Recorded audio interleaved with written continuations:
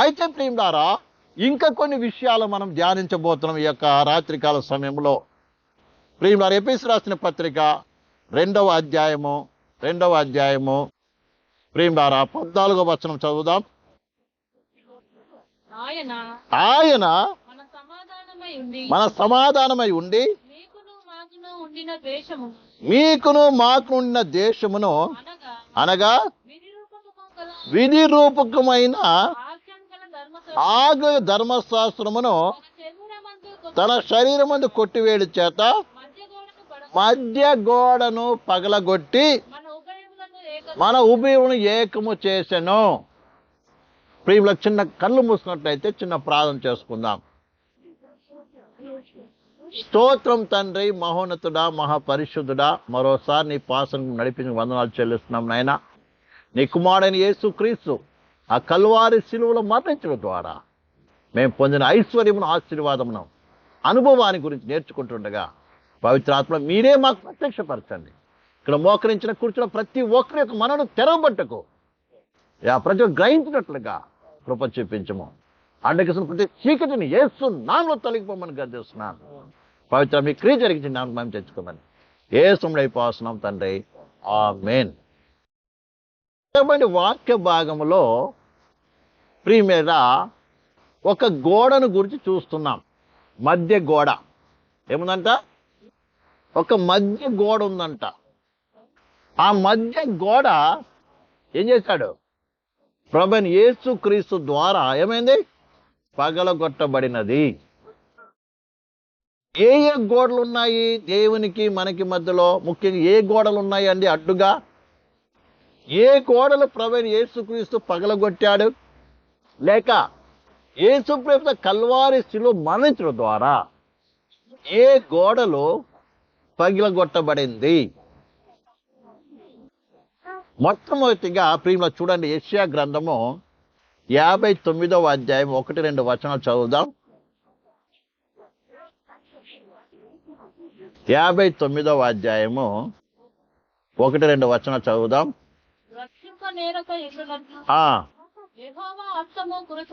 రక్షింప నేరకుడినట్లు యెహోవా హస్తము కురుచు కాలేదు, విననేరకు యుండునట్లు ఆయన చెవులు మందము కాలేదు. మీ దోషములు మీకును మీ దేవునికి అడ్డముగా వచ్చెను. ఇక్కడ ఏం అడ్డముగా వచ్చాయంట దేవునికి మనకి మధ్యలో? చెప్పండి. మనకు దోషములు ఏమైనాయి? అడ్డుగా వచ్చిందండి.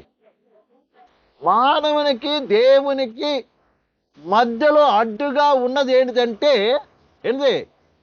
పాపము. ఎవరి పాపాలు? నువ్వు చేసిన పాపమే నీకు దేవునికి మధ్యలో ఎలా ఉన్నాయి? అడ్డుగోడలుగా ఉన్నాయి. అందుకే నువ్వు చేసే ప్రార్థన ఎక్కడ చేరట్లేదంట? దేవునికి చేరట్లేదంట. చూడండి, నువ్వు చేసే ప్రార్థన దేవుడు చేరాలంటే మొట్టమొదట నీకున్న అడ్డుగోడ ఏంటి చెప్తా? నీ యొక్క పాపాలే. అర్థమైందండి? అందుకే యోహాను సువార్త మాట రాయబడింది, పాపుల మొర దేవుడు ఆలకించడు. ఎవరి మొర ఆలకించడండి? పాపుల మొర దేవుడు ఆలకించడంట. నువ్వు దేవుని ఎందుకు రావాలంటే, నువ్వు దేవుడు నీకు నీ ప్రార్థన దేవుడు ఆలకించాలంటే, లేక ప్రియమైన పిల్లారా, నువ్వు దేవుని దగ్గర సమాధానం రావాలంటే మొట్టమొదటి ఏం కావాలి? దేవునికి నీకున్నటువంటి అడ్డుగోడ తొలగించుకోవాలండి. అంటున్నాడు మొదటి వచనంలో, రక్షింప నేరకున్న హస్తము కురుచు కాలేదు. యేసయ్య చేతులంట ఎలాగంట? పొట్టిగా లేవంట. చాలా ప్రార్థన చేద్దాం, దేవా రక్షించే ప్రభా, మనం కాపాడు ప్రభా, మాకు సహాయం చేయ ప్రభాని. దేవుడి చెయ్యి దగ్గర వస్తుంది, కానీ నీకు నాకేముంది? నీకు దేవునికి మధ్యలో ఏముందండి? నీ పాపాలు అడ్డుగోడగా ఉన్నాయి. దేవుడు ఎవరంటే పరిశుద్ధుడండి. దేవుడు ఎవరు? పరిశుద్ధుడైనా పాపం ఆయన దగ్గరికి, పాపాన్ని ఏం చేస్తాడు ఆయన? పరిపూర్ణంగా ద్వేషించేటువంటి వాడు. అందుకే యెషయా గ్రంథములో ఒక చక్కటి మాట రాయబడింది. 1వ అధ్యాయము, యెషయా గ్రంథము 1వ అధ్యాయము, ప్రియమైన బిల్లారా చదువుదాం మాట. 1వ అధ్యాయము, ప్రియమైన బిల్లారా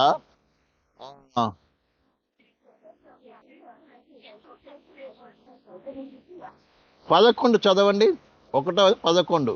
యెహోవా సెలవిచ్చిన మాట ఇదే. యెహోవా సెలవిచ్చిన మాట ఇదే, విస్తారమైన మీ బలులు నాకేలా, విస్తారమైన మీ బలులు నాకేలా, దహన బలులకు పొట్టేలు, దహన బలులకు పొట్టేలను బాగుగా మేపిన దూడల క్రొవ్వును ఆ నాకు వ్యత్యాసమాయెను. ఆ కోసిన రక్తమందైనను, ఆ గొర్రె పిల్లల రక్తమందైనను, ఆ మేకపోతుల రక్తమందైనను ఆ. నాకు ఇష్టము లేదు. ఇక్కడ దేవుడు చెలవిస్తున్నాడండి. ముఖ్య ఇజ్రాయేలు ప్రజలతో దేవుడు మాట్లాడుతున్నాడు. అలాగే ఈ రాత్రిగా మన అందరితో కూడా మాట్లాడుతున్నాడు. ఎవరైతే ఇంకా పాపము చేస్తున్నారో, ఇంకా పాపం బ్రతుకులో ఉన్నారో వారందరితో దేవుడు మాట్లాడుతున్నాడు. అలాగే ఇజ్రాయేలు ప్రజలు అనేక రకాల పాపాలు జరిగిస్తూ, తర్వాత మీరు చదివితే మీకు అర్థమవుతుంది. అనేక పాపాలు జరిగిస్తూ ఏం చేస్తారండి? కోడెలు మేకలు తీసుకొచ్చి బళ్ళు అర్పిస్తున్నారు మందిరంలో. ఏమర్పిస్తారండి? కోడెలు మేకలు గొర్రెలు పశువులు అర్పిస్తా ఉన్నారు. పండుగలన్నీ బ్రహ్మాండంగా చేస్తున్నారు. కానీ దేవుడు ఏమన్నాడు తెలుసా? మీ యొక్క పండగలు, మీ నైవేద్యాలు, మీ బలులు నాకేంటి? అసహ్యము. ఇజ్రాయేలు మారుమనసు పొందము. చాలా మంది మారుమనసు పొందరండి. పాపం నుంచి బయటికి రారు. కానీ ఏం చేస్తాం? ఏం చేస్తారు? కానుకలు ఇస్తాం, పండుగలు చేస్తాం, బర్త్డేలు చేస్తాం, డెత్డేలు చేస్తాం, అది చేస్తాం, ఇది చేస్తాం. ఫంక్షన్లు అంటే ఫస్ట్ ఉంటాం మనం. ప్రేమిడారా, దేవుడు కోరిన ఏంటిది? ఏమంటారు? చితికి చదవండి ప్రియమైన పిల్లారా. కింద 18వ వచనం చదవండి. యెహోవా ఈ మాట సెలవిచ్చుచున్నాడు. యెహోవా ఈ మాట సెలవుచుచున్నాడు. రండి మన వివాదము తీర్చుకుందాము. మీ పాపము రక్తము వలె, మీ పాపం రక్తం వల్లే ఎర్రవినైనను, ఎరువైనను, అవి హిమము వలె తెల్లబడు. అవి హిమం వలె తెల్లబడను. ఇక్కడ ప్రభు సర్వశక్తుడైన దేవునిని పిలుస్తున్నాడండి. ఎంతకాలం ఈ పాపము చేస్తూ, ఎంతకాలం దేవుని విరోధంగా నడుస్తూ జీవిస్తూ ఉంటావు? రా నా దగ్గరికి రండి, నా ఎదుగుకి పిలుస్తున్నాడండి. మోహన్ ఎన్ని దినాలు నువ్వు చర్చకు వస్తున్నావు కాదు, ఎన్నిసార్లు ప్రార్థన చేయించుకుని పాలతో ప్రార్థన చేయించుకునే ప్రయోజనం లేదండి.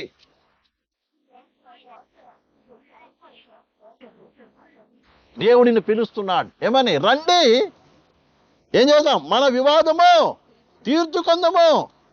మీ పాపము రక్తం వల్ల ఎర్రమైనప్పుడు యుమ్మ కంటే తెల్లగా చేస్తానంటున్నాడు. పాపం అంట ఎలా ఉన్నాయంట? ఎర్రగా కనబడుతున్నాయంట. అందుకే కింద చదువుతాం ప్రియమైన పిల్లారా. మీ చేతులు చాపినప్పుడు ఇక్కడ కింద, ఇక్కడైనా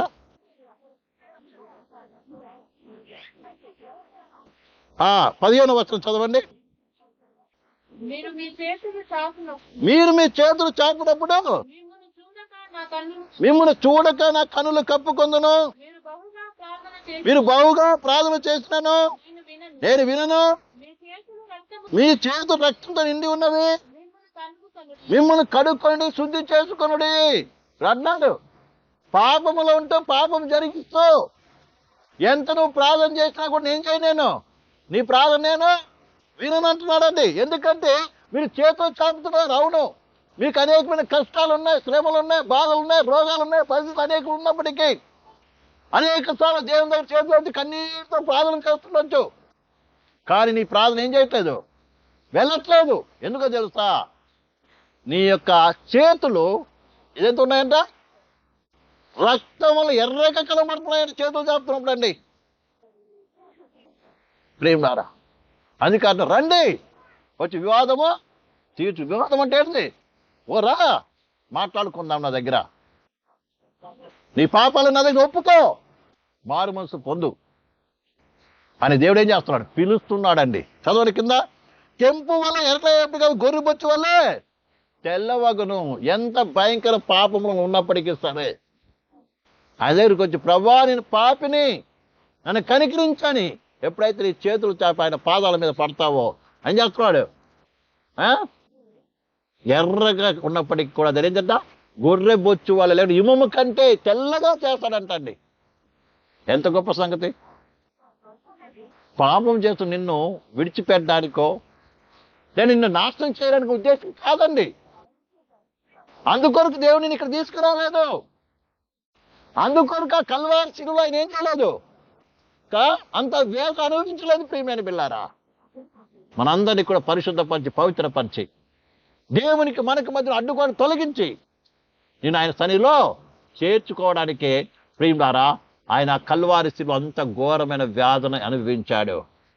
అది ఏ అడ్డుబండ అయినప్పటికీ సరే, బహుశా నీవు అనేకమైన చెడు అలవాట్లు ఏంటంటే యొక్క గోడలు నీలో ఉండవచ్చును.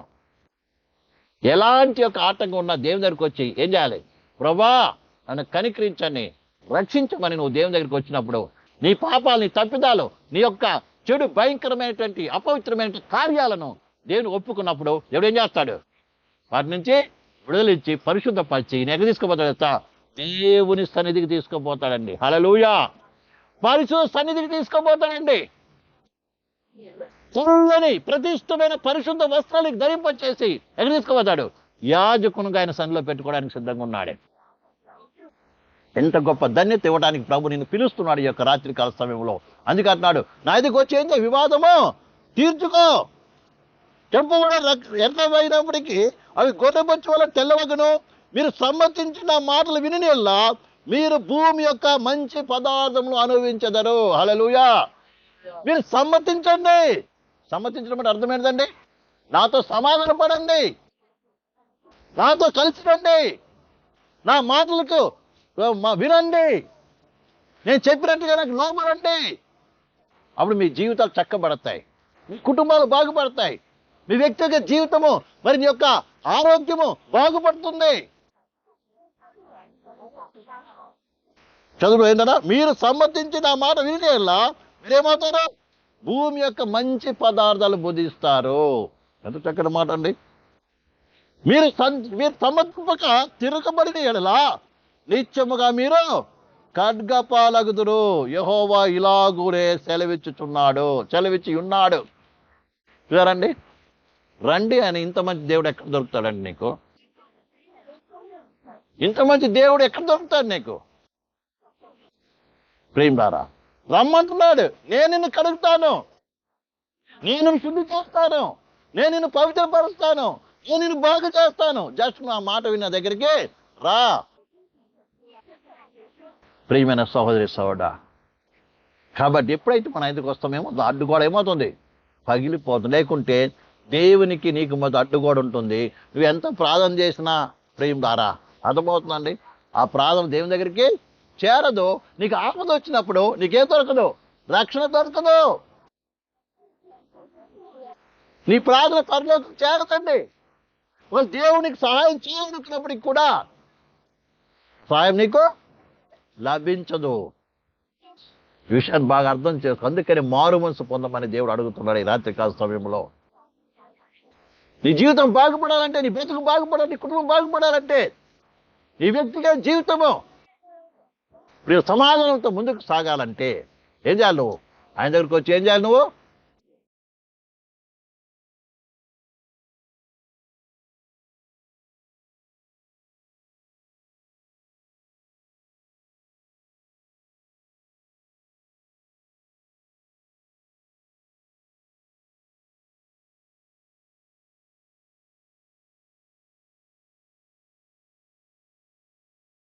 ఆయనతో ఏం కావాలి? సమాధాన పడాలి, ఆయనతో సమ్మతించాలి, ఆయన మాటలు నువ్వు ఒప్పుకోవాలి. ఒప్పుకొని ఆయనతో కలిసి ఏం చేయాలి? నడవాలండి. అని ఒక చక్కటి మాట రాయబడి, సమ్మతించకుండా ఇద్దరు కలిసి నడవగలరా? ఆమోస్ గ్రంథంలో రాయబడింది. ప్రియమైన పిల్లారు, నీవు ఆయనతో నడవాలంటే ఏం చేయాలి? ఆయనతో సమ్మతించాలి. ఆయన మాటలకు, ఆయన ఉద్దేశానికి, ఆయనతో కలిసి నడవటానికి ఏం చేయాలి? నువ్వు ఆయనతో ఏం చేయాలి? కలవాలి. ఆయన మనసు నీ మనసు కలవాలి. ఆయన ఇష్టాన్ని నీ ఇష్టం కలిస్తే అప్పుడు ఈయన ఏం చేస్తాడు? చేయి బట్టి తీసుకొని వెళ్తాడు. హల్లెలూయా. ఎక్కడ తీసుకెళ్తాడండి? ప్రేమారా, ఆ యొక్క ఈ లోకం ఉన్నంత కాలం ఆయన చేయి పట్టుకుని నడిపిస్తాడు. తర్వాత ఎక్కడ తీసుకుపోతాడు? పరలోకాన్ని తీసుకొని పోతాడండి. హల్లెలూయా, హల్లెలూయా, హల్లెలూయా.